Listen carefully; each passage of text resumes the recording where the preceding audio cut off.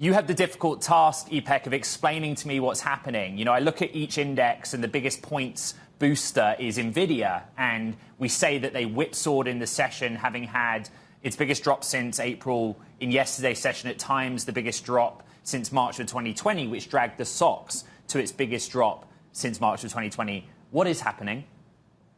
Well, there are two major explanations in the story. The first one is the AI fatigue. So we have seen last week that Nvidia reported blowout results, but investors were not satisfied. That's one part of the story. And the second part of the story is an ideal macroeconomic setup where Fed is expected to start cutting the interest rates from September this year, cut a few times, and that is boosting a rotation from technology companies toward the non-technology pockets of the market. And because Nvidia has been one of the stars of this technology rally, then it's normal that the investors are going after Nvidia when the market conditions are no longer ideal for the company.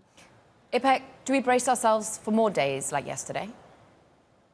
Yes, we do. We do expect to have more volatility moving forward because, again, as I said, right now the market narrative, the market's focus is shifting from the individual corporate news, which remain robust, by the way, toward an ideal macroeconomic setup, which is expected to be bearish for technology stocks and more bullish for the cyclical and the non-technology pockets of this market. And because stocks like Nvidia have gone to very lofty valuation levels, we do expect to see a sizable downside correction if investors decide to keep this rotation going. Ipek, I do think it's important that we continue to discuss the big news item, which is Bloomberg's reporting that Nvidia received a subpoena from the Department of Justice. And I simply look at the market reaction. The stock is up near session highs now, having been down almost 4%. What does that tell you about the market's attitude towards this story in and of itself? Well, listen, the DOJ allegations, antitrust investigations are part of the daily life of a big technology stock.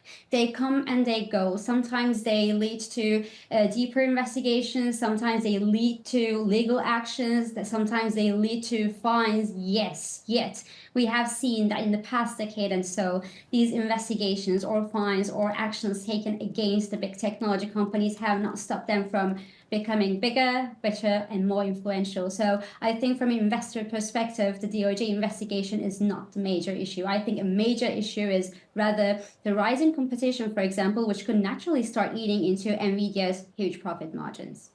Ipek, you've done a beautiful job of telling us the whys. What then?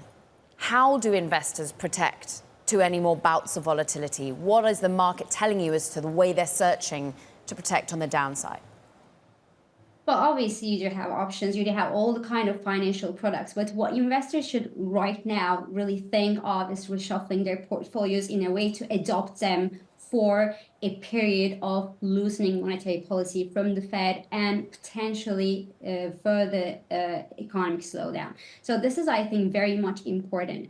Now, last year and so, we have seen the technology stocks as a safe haven, the safe place where investors just went and seek refuge from the higher interest rates, and now the opposite scenario is about to happen. So I think that in all cases, the technology stocks will remain under a decent selling pressure. But now it does not mean that the AI rally is over. It just means that we expect to see at least some downside correction in technology stocks, and the portfolios have to be reshuffled accordingly.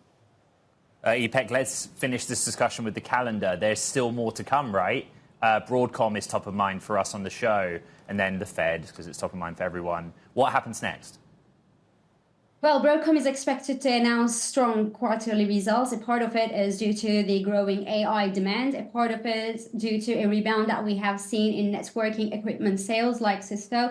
A part of it is due to the VMware's transition from perpetual sales to subscription model. So we do expect Broadcom to come up and announce probably better than expected results. Now, it does unfortunately not mean that great results will stop bleeding in Broadcom if the macroeconomic data doesn't support market mood.